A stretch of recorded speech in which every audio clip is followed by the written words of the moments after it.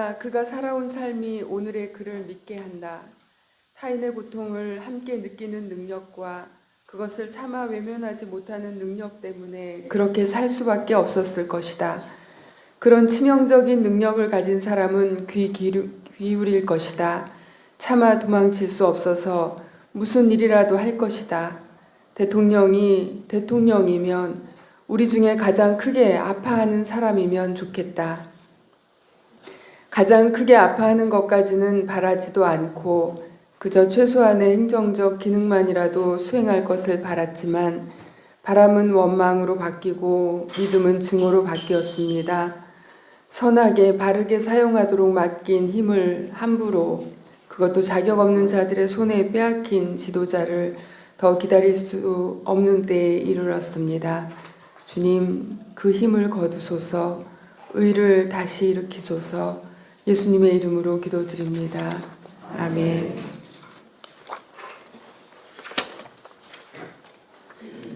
주님, 누구나 길 위에 있습니다.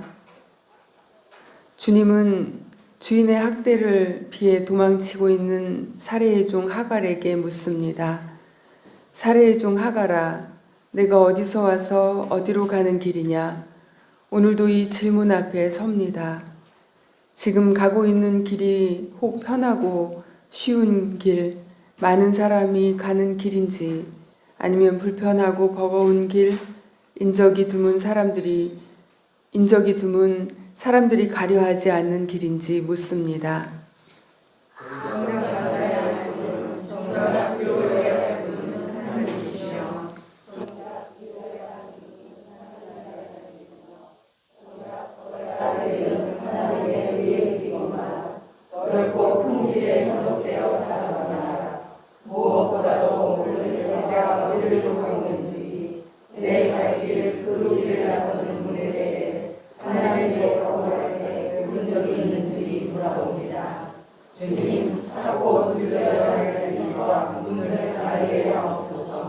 아멘.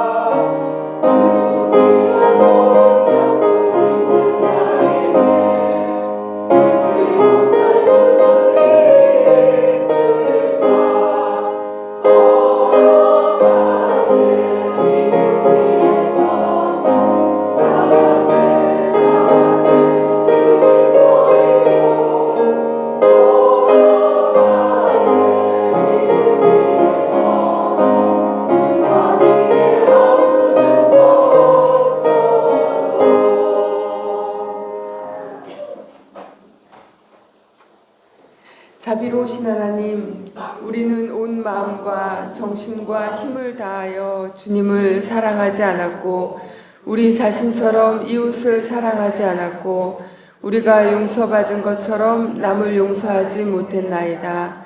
주여 우리를 불쌍히 여기소서. 침묵으로 참회 기도를 드립니다.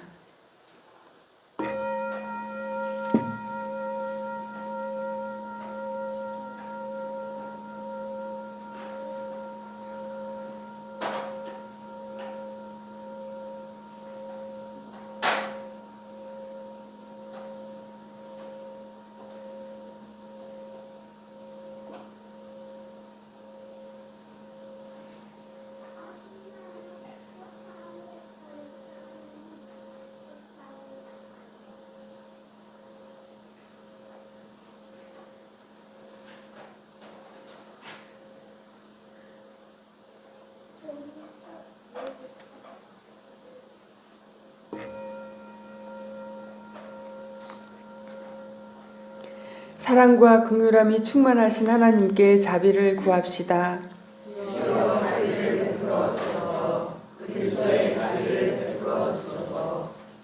하나님께서 여러분을 용서하셨으니 여러분도 이웃의 잘못을 용서하십시오.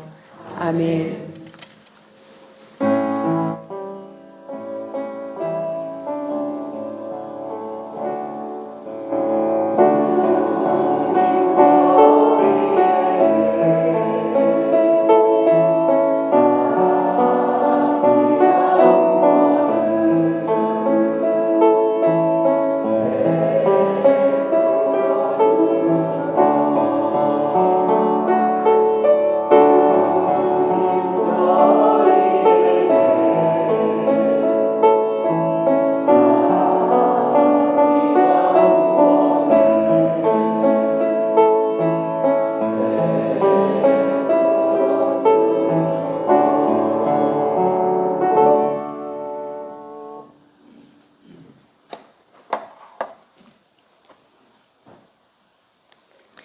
오늘 기도는 존 베일리 목사님의 기도문으로 함께 나누겠습니다.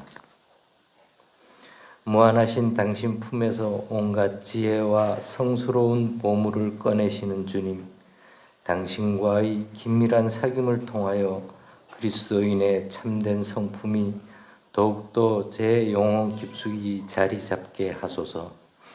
매 순간 감사하여 어떤 일에도 불평하지 않고 당신의 때를 기다리다가 부르시면 지체 없이 응하고 고통 가운데서나 위험 가운데서나 담대하게 처신하고 그리스도의 병사답게 곤경을 견디어내고 옳은 일에 편들기를 겁내지 않고 유혹에 빠지지 않도록 삼가 조심하고 몸을 단련하는데 게으르지 아니하고 모든 일에 소박하며 또 솔직하고 남에게 바라는 바를 남에게 하고 자신의 경험만으로 성급한 판단을 내리지 않고 입을 조심하여 함부로 말하지 않고 저에게 잘못한 이들을 용서하고 저보다 약한 이들을 부드럽게 대하고 언제나 당신의 뜻을 따르는데 주저함이 없는 그리스도인의 성품을 고루 갖추게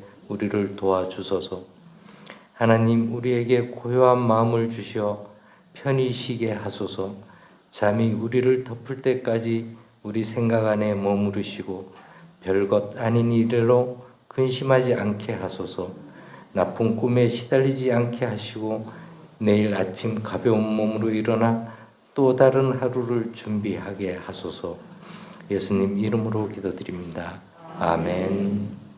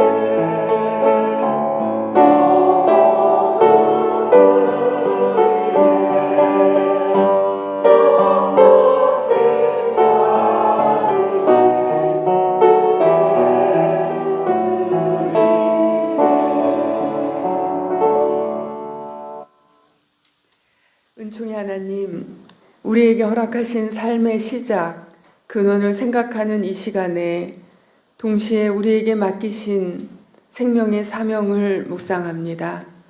오늘 이 시간 창조주 하나님 앞에 나와서 새로운 생명의 숨을 부여받아 우리 각자에게 부여된 삶의 자리에서 또 다른 생명들을 살리는 삶으로 이어가게 하옵소서. 주님 앞에 10의 1의 예물을 드립니다. 충만한 은혜와 넘치는 기쁨을 누리게 하시니 감사합니다. 다만 소유하는 기쁨이 아니라 나누고 섬기고 베푸는 기쁨을 알게 하옵소서. 주님의 것을 아는 기쁨도 깨닫게 하셔서 집착과 욕망으로부터 자유롭게 하옵소서. 우리를 창조의 동역자로 부르신 주님, 우리의 삶, 노동, 헌신이 주님의 세상을 복된 세상으로 만들어가는 작은 섬김 안에서 기쁨 충만케 하옵소서. 선교의 예물을 기쁘게 받아주옵소서. 더 멀리 보게 하시고 더 낮게 깊게 보게 하셔서 우리의 작은 나눔과 기도로 주님의 세상을 넓혀 나가게 하옵소서. 동안과 함께하는 겨자씨연금을 기쁘게 받아주시고 하나님 나라를 이루는 작은 정성이 되게 하옵소서. 감사 예물을 드립니다. 가정을 위해 기도하는 자녀들의 감사 받아주소서. 주님 안에서 건강하고 아름답게 세워져가는 믿음의 가정이 되게 하옵소서. 주님만 바라보며 믿음으로 승리하기를 바라는 딸의 기도를 들으사 주님 앞에 서는 겸손한 마음을 기뻐하시고 은혜로 함께 하옵소서. 사랑하는 제자와 함께 예배드림에 감사하는 주님의 귀한 일꾼의 기도를 들어주소서. 사람을 볼 때 주님의 사랑하는 영혼을 보며 그의 삶의 주인을 보는 귀한 눈을 지켜주시고 그 노력과 사랑의 열매들이 알알이 맺혀가게 하옵소서. 생일 맞아 감사하는 딸들의 감사 예물을 받아주시고 주님과 더불어 동행하는 기쁨의 인생이 되게 하옵소서. 범사에 감사하는 손길들, 삶의 모든 순간 감사를 빚어내며 나누며 베푸는 은혜로 함께 하옵소서. 오늘 주님 앞에 나오는 발걸음, 마음, 손길, 모든 순간들을 예물로써 드립니다. 주님의 나라를 세워가는데 귀하게 사용하소서. 예수님의 이름으로 기도드립니다. 아멘. 주님의 평화가 여러분과 함께 서로 평화 인사 나눕니다. 특별히 오늘 우리 박현주 집사님하고 인사 나눠주십시오. 바다 위에서 수개월을 살다가 땅을 지금 딛고 있습니다. 아마 의겸이 입학 이제 내년에 초등학생 되는데 입학할 때까지 있다가 다시 또 배 탈 것 같아요. 오랜 시간 함께 하는데 서로 사귐 나누시기 바랍니다. 창조절기입니다. 하나님의 창조의 신비 가운데 창조의 동역자로서 자리를 지켜나갑시다. 오늘 오후에는 2025년 준비하는 정책회의 두 번째 시간을 갖습니다. 조직 이렇게 세워가기 조직에 대해서 이야기하겠습니다. 그리고 이번 주 돌아오는 이제 토요일에는 녹색 동안 모임 갖겠습니다. 시간 되시는 분들, 관심 있으신 분들 함께 해주시기 바랍니다. 강 목사님은 오늘 효동교회에서 설교하셔서 아침에 출발하셨습니다. 잘 다녀오시도록 기도 부탁드리고요. 그리고 저는 일정이 내일은 이제 KNCC 총회로 서울 갔다 오고 다음 날은 말씀과 삶 집필자 모임이 있습니다. 다음 주 일 오후 4시에는 우리 총회와 또 우리 여기 5개 노회 주관으로 해서 시국기도회가 목포에서 열립니다. YMCA에서 시작하고 목포역까지 아마 행진을 하거나 이런 형식으로 될 텐데요. 함께 해주시기를 바랍니다. 그리고 오늘 오후 이 예배 끝나면 잠깐 회의하겠습니다. 문자로 알려드렸는데 노회비 가 책정이 됐는데 조금 좀 조정해야 되는데 여러분께 동의를 얻고자 회의하고자 합니다. 짧게 아주 짧게 끝나니까요. 함께 하시겠습니다. 예, 오늘은 여신도들께서 찬양 준비하셨습니다.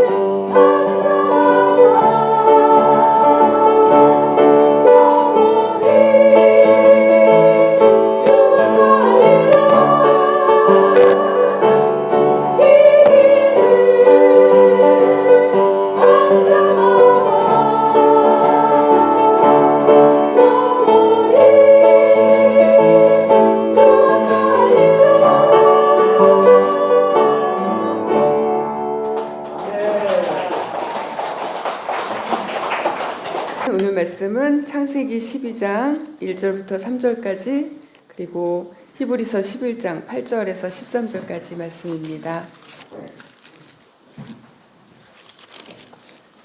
먼저 창세기 12장 1절로 3절까지 말씀입니다.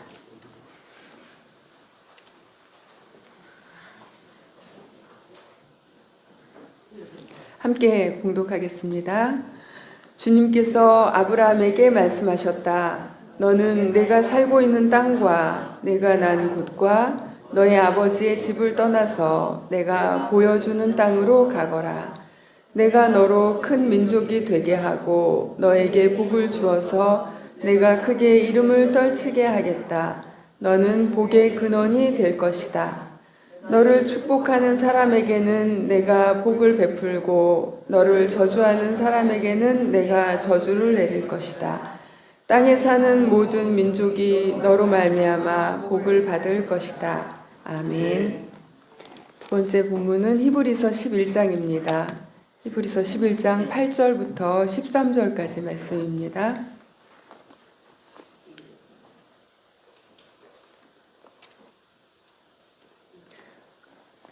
네, 교독하겠습니다. 믿음으로 아브라함은 부르심을 받았을 때에 순종하고 장차 자기 몫으로 받을 땅을 향해 나갔습니다. 그런데 그는 어디로 가는지를 알지 못했지만 떠난 것입니다.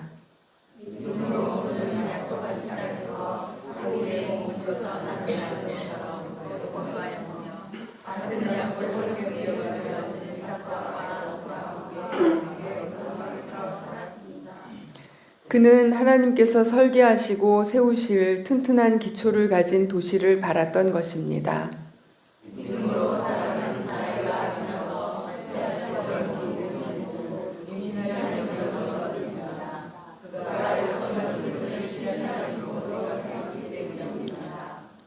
그래서 죽은 사람이나 다름없는 한 사람에게서 하늘의 별과 같이 많고 바닷가의 모래와 같이 셀 수 없는 많은 자손이 태어나게 되었습니다. 이 사람들은 모두 믿음을 따라 살다가 죽었습니다. 그들은 약속하신 것을 받지는 못했지만 그것을 멀리서 바라보고 반겼으며 땅에서는 길손과 나그네 신세임을 고백하였습니다. 아멘.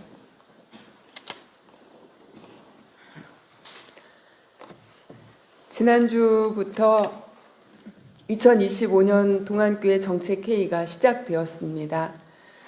지난주에 모두 11명이 참석하여서 우리 교회가 어떻게 어디로 나갔으면 좋겠는지에 대한 이야기를 나누었습니다.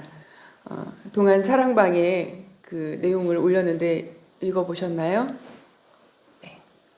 무엇보다 지난 1년 두 교회가 함께 어울려서 다시 교회를 세워가는 그 과정의 기쁨과 감사를 나누었습니다. 서로에게 감사하는 마음을 표현하고 또 조심스러운 마음도 표현했습니다. 동안교회는 1990년 2월 4일에 설립이 됐고 2018년 2월 4일에 새생명교회와 합병해서 동안교회라는 이름을 유치하다가 올해 2월 4일에 제가 부임하면서 산돌교회에서 나오신 분들과 다시 출발하게 되었습니다. 그 모든 날짜가 2월 4일이라는 것이 흥미롭죠? 네, 이사 가라고. 네. 첫 번째 방향성을 의논하는 정책회의를 앞두고 여러분들에게 다음과 같은 숙제를 드렸습니다. 30년 후, 10년 후, 5년 후, 3년 후, 그리고 2025년 어떤 모습으로 변화해 갔으면 좋을지 상상하여 오시기 바랍니다. 이 질문을 던진 이유는 우리 역시 잠깐 있다 사라지는 교회가 되는 것이 아닐까 하는 그런 염려 때문이었습니다. 물론 그럴 수도 있습니다. 그리고 크게 생각하면 사실 문제도 아닙니다. 세상에 생겨났던 수많은 교회들이 영원히 그 이름을 지켜내야 하는 것도 아니고 생멸하는 것이 자연의 법칙이고 교회 역시 그 법칙에서 예외가 아니기 때문입니다. 그러나 여기가 좋사오니 하는 베드로의 말에 예수님은 동의하지 않으셨습니다. 그래서 한 번쯤 30년 후, 10년 후의 시간까지 여러분의 마음을 뻗어보기를 바랐던 것입니다. 그런데 어떠셨습니까? 막상 30년 후 사실은 저도 그랬고 아무런 그림도 그려지지 않았습니다. 100년이 넘은 그런 교회들이 많은데 또 수십 년의 역사를 가진 교회들이 많죠. 그 교회들을 생각해 봅니다. 그 교회들은 과연 100년 전에 또 수십 년 전에 오늘의 이 모습을 그려보았을까요? 어쩌면 아닐 것입니다. 그들에게 주어진 그저 매일매일 또 매년 횟수를 그렇게 지나서 오늘에 이르렀을 것입니다. 유럽의 많은 교회들이 오늘 이렇게 텅 빈 공간이 되리라고는 생각하지 못한 것과 같습니다.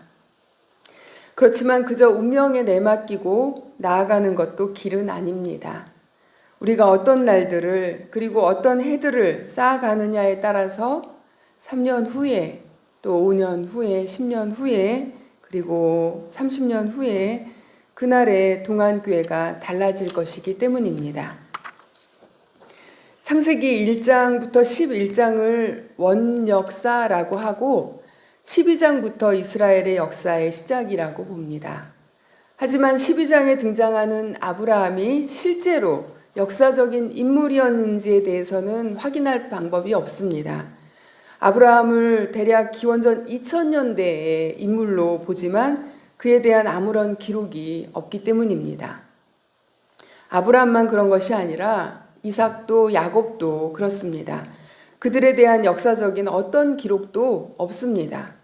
그러나 이스라엘은 아브라함, 이삭, 야곱을 자신들의 조상이라고 생각합니다. 그리고 오늘날 우리도 그들을 믿음의 조상이라고 인정합니다. 여러분, 그들에 대한 아브라함, 이삭 이런 족장들에 대한 어떤 객관적인 자료가 될 만한 기록이 없는 이유가 뭘까요? 그것은 그들이 그 당시에 큰 나라의 왕이거나 대단하게 이름을 날리는 어떤 영웅이거나 하지 않았기 때문입니다. 그들은 그저 떠돌아다니는 나그네, 땅 한 평 갖지 못한 가난한 떠돌이, 그리고 그들은 국가나 어떤 집단이 아닌 그저 한 개인이었기 때문입니다. 여기 야훼 하나님 자신이 어떤 신인지가 드러나고 있습니다. 야훼는 큰 나라 또 영웅들의 신이 아니라 나그네, 떠돌이, 그리고 한 사람 한 사람의 하나님이라는 것입니다. 오늘 첫 번째 본문 창세기 12장에서 야훼 하나님은 아브라함에게 두 가지 약속의 말씀을 하십니다. 첫째는 지금 살고 있는 땅을 떠나 내가 보여주는 땅으로 가라는 것이고, 두 번째는 내가 너에게 복을 주어서 큰 민족이 되고 또 이름을 크게 떨치게 하리라 라는 복의 약속입니다. 땅에 대한 약속과 복에 대한 말씀이죠. 땅과 복, 고대로부터 지금까지, 아니 지금은 더 많이 우리가 추구하는 최고의 가치입니다. 땅을 차지하기 위해 인류는 지금도 전쟁을 벌입니다. 복이라고 표현되는 그런 욕망을 채우려고 사실 무엇이든 합니다. 그런데 아브라함의 시대에 땅과 복은 누가 차지하는 것이었겠습니까? 힘 있는 왕, 즉 전쟁에서 이기는 왕과 그가 다스리는 그 나라의 백성의 것이었습니다. 그런데 지금 야훼는 그저 한 사람을 불러내서, 그것도 나이가 75이나 된 노인을 불러내서 땅과 복의 약속을 하고 계신 것입니다. 그런데 여러분, 그 약속은, 아브라함에게 하신 그 약속은 과연 성취되었습니까? 만약 아브라함에게 자기 그 후손들의 미래를 내다보는 어떤 능력이 있었다면 어쩌면 아브라함은 하나님으로부터 도망쳤을 것입니다. 후손들의 삶이 400년 노예살이, 40년 광야살이, 이어서 비극적인 전쟁을 치르고 나서야 마침내 땅의 분배까지 겨우 이루어지지만 그나마도 겨우 600년 정도의 끝없이 전쟁하는 그 가운데서 지켜냈을 뿐입니다. 그리고 연속해서 일어나는 제국들에게 결국은 망하고 최종적으로 무려 2000년이나 되는 시간을 그들은 나라 없는 백성으로 디아스포라라고 불리면서 그렇게 흩어져서 살아갑니다.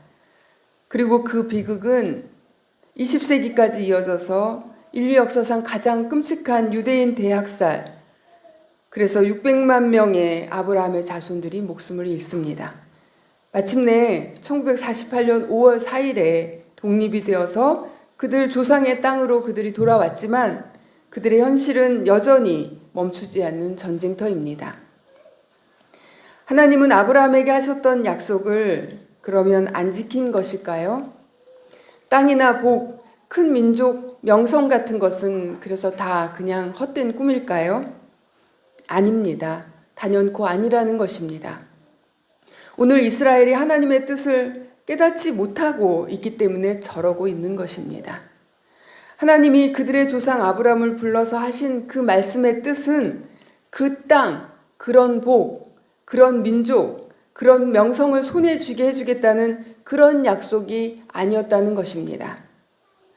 이미 그들 조상들의 삶의 여정이 그것이 아니라는 것을 너무나도 명백하게 보여주고 있는데, 그것을 보여주시는데 그들은 보지 못하고 있는 것입니다. 그들이 바라는 것이, 이스라엘 민족이, 지금 후손들이 그들이 보고 싶은 것이 하나님이 보여주시겠다라는 것과 다른 것이기 때문입니다. 그렇다면 우리는 야훼께서 아브라함에게 보여주실 것이라고 한 그 땅이 어떤 땅인지, 주시겠다고 하신 그 복이 어떤 복인지 다시 한번 물어야겠습니다. 아브라함의 육신의 자손들은 결코 깨닫지 못한 것을 그의 믿음의 자손인 우리는 깨달아야 한다는 것입니다.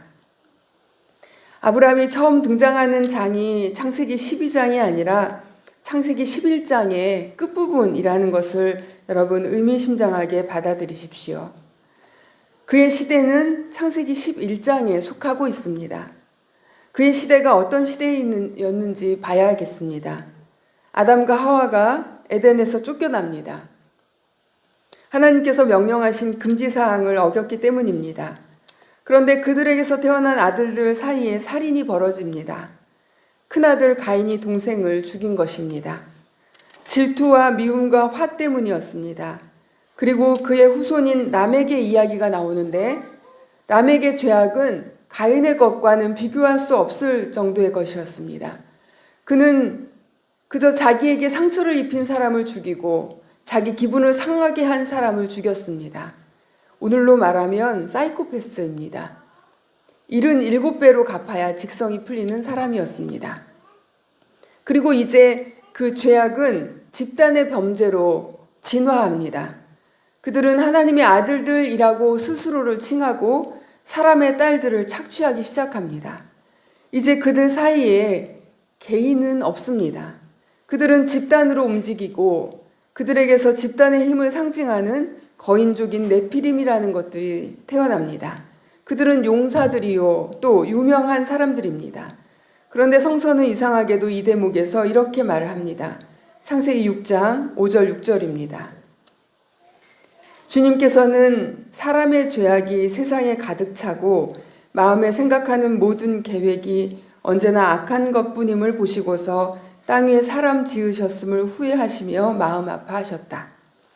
그리하여 홍수로 창조하신 그 세상을 심판합니다. 그런데 홍수의 심판이 있은 후에도 인류의 죄악은 멈추지 않았습니다. 그들은 마침내 도시를 세우고 탑을 쌓고 자신들의 이름을 날리자고 합니다. 이미 그 탑을 쌓고 오르는 사람 중에 개인은 없습니다. 바벨탑을 쌓는 사람들 중에 누가 있었다는 기록은 없습니다. 죄악의 역사는 그렇게 집단 속에 숨어서 최악으로 치닫는 것입니다. 야훼께서 그들을 땅에 흩어버리자 비로소 도시 세우는 일이 중단되죠. 이것이 아브라함이 등장하기 전 그 일가족이 갈대아 우르 당시 최대의 문명 도시를 떠나기 전에 펼쳐진 인간의 죄악, 세속적 문명, 도시와 탑의 이야기입니다. 사진을 보면 가운데 빨간 동그라미 한 부분이 아브라함의 고향 우르입니다. 거기서 떠나서 위로 돌아서 이제 이스라엘 땅으로 들어오죠. 그리고 두 번째 그림은 그 메소포타미아에 있었던 우르의 지구라트입니다. 우르는 메소포타미아 지역의 아주 큰 도시였습니다. 메소포타미아 지역에서 발생한 최초의 문명은 수메르 문명인데 기원전 3000년 이상 전에 발생한 문명입니다. 아브라함이 기원전 2000년 전의 인물이었다라고 하면 아브라함은 그 문명의 절정에 살았던 그런 사람이라는 것입니다. 그런데 하나님이 그때 그 세계로부터, 그 문명의 절정의 그 도시로부터 아브라함을 불러내신 것입니다. 야훼 하나님은 바로 그 속에서 아브라함을 건져내신 것입니다. 아브라함을 그 시대에서 빼내신 것입니다. 하나님은 심판으로는 세상을 새롭게 할 수 없다라는 것을 아셨습니다. 그래서 새로운 계획을 다시 시작하신 것인데 그것은 다시 한 사람으로 한 사람으로부터 처음부터 시작하는 것이었습니다. 그리고 그것이 세상을 향한 하나님의 구원 역사의 시작이었던 것입니다. 너의 땅, 너의 친족, 너의 아버지 집을 떠나면, 그것을 버리면 내가 보여주는 땅이 기다리고 있을 것이라는 하나님의 말씀을 우리는 종종 이렇게 오해합니다. 지금 내가 누리는 것, 내가 가진 것, 내 지위 등등을 포기하면 더 좋은 것으로 갚아주신다. 그래서 종종 내가 보여주는 땅에서 어떤 글자만 우리가 크게 보냐면 땅만 크게 봅니다. 그 땅은 오죽 크고 풍요롭고 좋을까 싶어서 지금 내가 포기하는 것을 기꺼이 할 수 있게까지 됩니다. 그런데 앞에서도 보았지만 어디 그랬습니까? 그렇지 않았습니다. 그것은 오늘 우리가 현대 지금 이 시대에 목격하고 있는 불행한 현실입니다. 이 문장에서 초점은 땅에 있지 않고 보여주는 에 있습니다. 이 말은 미래를 포함하고 있어서 앞으로 보여줄의 의미를 가지고 있습니다. 그러니까 지금은 보이지 않는 것일 수 있다는 것입니다. 이것은 하나님과 동행하는 것, 하나님과 계속해서 관계를 이어가는 것, 즉 그를 믿는 것에 강조점을 둔 그런 표현인 것입니다. 이 말씀이 어떻게 성취되었는가 다시 기억하십시오. 아브라함, 이삭, 야곱, 그 이후로 그의 후손들은 땅을 차지한 시간보다 그것을 보여주실 하나님을 그저 믿고 그들의 길을 걸어간 그 시간들이 훨씬 많았다는 것입니다. 이스라엘은 길의 민족입니다. 그 길이 그들의 땅이었던 것입니다. 예수님도 그렇습니다. 세례 요한하고만 비교해도 바로 길 위에 예수가 비교가 됩니다. 세례 요한은 비록 광야이기는 했지만 요단강 근처에 한 곳에 자리를 잡았습니다. 세례를 받고 구원받고자 하는 사람들은 요한에게로 나왔습니다. 그는 한 장소에서 자신에게로 모여드는 그 사람들을 만났습니다. 그러나 예수는 머리 둘 곳도 없는 존재로 살았습니다. 갈릴리에서 요단 동쪽으로 사마리아와 예루살렘을 종횡무진, 그것이 예수의 삶이었고 그의 길이었으며 그가 존재했던 땅이었습니다. 이쯤 되면 우리는 아브라함에게 약속하신 큰 민족이 되게 하고 크게 이름을 떨치게 하겠다라는 것이 우리가 생각하는 것과는 전혀 다른 차원의 것, 새로운 창조와 구원을 의미한다는 것을 알 수 있습니다. 무슨 말이냐? 아브라함에게 하셨던 그 약속을 지킬 대상은 특정한 민족인 이스라엘이 아니라 온 인류, 믿음의 결례라는 것입니다. 하나님은 그것을 최종적으로 예수를 이 땅에 보내셔서 한 번 더 확인시켜 주셨던 것입니다. 히브리서 기자는 그것을 꿰뚫어 보고 있습니다. 믿음장이라고 하는 히브리서 11장에서 그는 하나님의 창조와 구원의 역사를 믿음의 길을 걸어간 한 사람 한 사람, 아벨과 에녹과 노아와 아브라함과 사라와 이삭과 야곱과 요셉, 모세와 여호수아와 라합과 기드온, 바락, 삼손, 입다, 그 한 사람 한 사람을 믿음의 족보에 세웁니다. 그리고 이름 없는 순교자들을 기억합니다. 그가 말한 사람들은 구약 성경에 등장하는 사람들이었지만 사실은 히브리서 기자의 동시대의 사람들, 초대교회의 순교자들을 말하고 있습니다. 하나님이 보여주실 땅은 결코 팔레스타인의 영토를 말하는 것이 아닙니다. 약속의 땅 가나안 복지 역시 지금 전쟁이 벌어지는 저 땅이 아닙니다. 그 땅을 바라는, 그 땅을 욕망하는 그 눈을 감을 때 하나님이 보여주실 땅이 비로소 눈에 보일 것입니다. 내 눈으로 예수님의 십자가의 상처를 보아야만 믿겠다고 했던 도마가 부활하신 예수님 앞에서 그를 만져보기도 전에 나의 주님, 나의 하나님이라고 고백했던 것처럼 그런 변화, 그런 깨달음이 한순간 일어나는 것입니다. 믿음으로 저마다의 길을 걸어갔던 믿음의 사람들, 믿음의 선배들, 믿음의 조상들이 간 그 길을 그래서 따르게 되는 것입니다. 지난주 월요일 광화문에 있는 향림교회에서 기장 여성안수 50주년 기념 행사가 있었습니다. 잘 지은 건물 안에 아기자기하게 꾸민 공간들이 있고 생각보다는 크지 않은 그 예배당이 정갈하게 꾸며져 있었습니다. 그리고 정면에는 특별한 십자가가 걸려 있었습니다. 큰 십자가 하나와 수십 개의 십자가들입니다. 물어보지는 않았지만 향림교회를 이루어가는 한 사람 한 사람의 십자가를 상징한다는 것을 느낄 수 있었습니다. 예수님의 십자가만 바라보지 않고 자기 십자가를 보겠다라는 의미 같았습니다. 행사를 마치고 목포로 내려오기 위해서 지하철역으로 가는 길에 광화문역 근처에서 아주 대단한 건물을 보았습니다. 그래서 절로 와 멋있다 이런 탄성이 터져 나왔죠. 함께 가던 친구가 세문안교회라고 알려주었습니다. 그 옛날 예루살렘 성전을 보고 감탄했던 제자처럼 저것 보십시오. 저 돌이며 건물이며 얼마나 웅장하고 볼만합니까? 라는 소리가 사실 제 입에서 터져 나왔던 것입니다. 그런데 역을 향해 걷는 동안 마음에서 이어지는 예수님의 목소리도 들렸습니다. 지금은 저 웅장한 건물들이 보이겠지만 그러나 저 돌들이 어느 하나도 제자리에 그대로 얹혀있지 못하고 다 무너지고 말 것이다. 세문안교회 무너지라는 얘기 아닙니다. 건물은 무너집니다. 동안교회도 예외 아닙니다. 그렇다면 남겨져야 하는 것은 무엇입니까?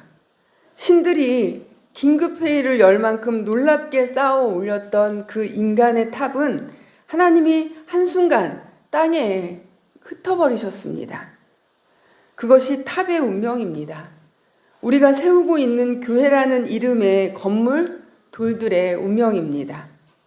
고대 근동의 수많은 신들, 화려한 신전과 도시와 매일 제사를 바치는 신민을 소유했던 그 대단한 신들 중에 지금까지 살아있는 신은 하나도 없습니다. 도시 밖에서, 길에서 그저 한 사람과 동행했던 하나님, 야훼 하나님 그분만이 오늘도 우리 하나님으로 살아계십니다. 그러나 오늘 우리는 다시 신전을 짓고 도시를 세우며 탑을 쌓아 올리고 있습니다. 오늘 우리 교회들은 끝없이 목적 없이 오직 더 크게 더 높게 쌓고자 하는 그 헛된 욕망으로 그렇게 쌓는 건물일 뿐입니다. 하나님은 다시금 그것을 흩으실 것입니다. 거기서는 아무것도 살아남지 못합니다. 그것은 그저 돌들일 뿐 생명이 아니기 때문입니다. 우리 교회는 돌들입니까? 아니면 생명입니까? 30년 후에 우리 교회는 이 질문에 대한 대답은 등잔 밑이 어둡다고 지금 여기 있습니다. 여러분 바로 옆에 있습니다. 지금 우리가 바라는 교회, 우리가 만들어가고 있는 교회, 지금 함께 걷고 있는 이 길 위에 이미 있습니다. 언젠가는 오늘을 기억해야 할 것입니다. 첫사랑을 기억해야 할 날이 우리에게도 올 텐데 그때도 오늘 같기를 바랍니다. 우리는 길 위에 있습니다. 우리에게 주신 공간은 길이고 우리에게 주신 시간은 동안입니다. 아브라함은 처음부터 알았던 것 같습니다. 그에게 보여주시겠다는 그 땅이 그가 걸어갈 삶의 여정이라는 것을. 동안교회에 모인 오늘 우리도 아브라함처럼 이 시대로부터 뽑힌 사람들임을 잊지 마십시오. 세상이 쫓아가는 탑의 세상이 아니라 도시의 즐거움이 아니라 제국의 힘이 아니라 한 사람의 순종으로 시작되는 하나님의 꿈을 꾸십시오. 오늘 감사하십시오. 오늘 함께하는 서로를 소중하게 여기십시오. 오늘 우리에게 허락된 이 시간과 장소, 거기서 완벽하게 행복하십시오. 하나님께서 우리를 위하여 더 좋은 계획을 세우신 것입니다. 이제 우리를 통하여 하나님의 구원의 약속이 완성에 이를 것입니다. 히브리서 11장 39절 40절 말씀을 마음에 새기며 오늘 말씀을 맺겠습니다. 함께 읽겠습니다. 이 사람들은 모두 믿음으로 말미암아 훌륭한 사람이라는 평판을 받았지만 약속된 것을 받지는 못했습니다. 하나님께서 우리를 위하여 더 좋은 계획을 미리 세워두셔서 우리가 없이는 그들이 완성에 이르지 못하게 하신 것입니다. 말씀 가운데 들려주시는 하나님의 음성을 묵상합시다.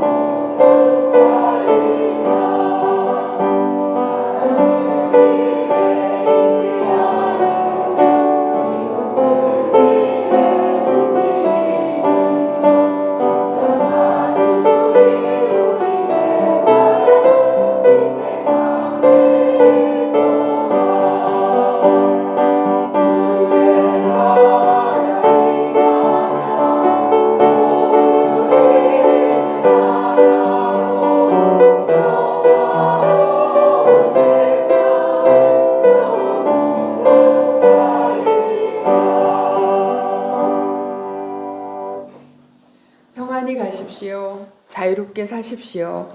세속에서 불러내시는 주님의 부르심에 응답하십시오. 주님이 보여주시는 땅을 사모하십시오. 주님이 보여주시는 그 여정을 사모합시다. 언젠가 무너질 돌들이 아니라 살아있는 그리스도의 몸인 교회를 이루어 갑시다. 길 위의 동안 우리에게 허락된 이 순간을 기뻐하십시오. 이제는 예수 그리스도의 은혜와 하나님의 사랑과 성령의 동행하심이 길 위에서 만나는 자유와 사명과 행복을 사모하는 동안의 모든 형제 자매들 위해 지금부터 영원히 함께 하시기를 간절히 축원하옵나이다. 아멘.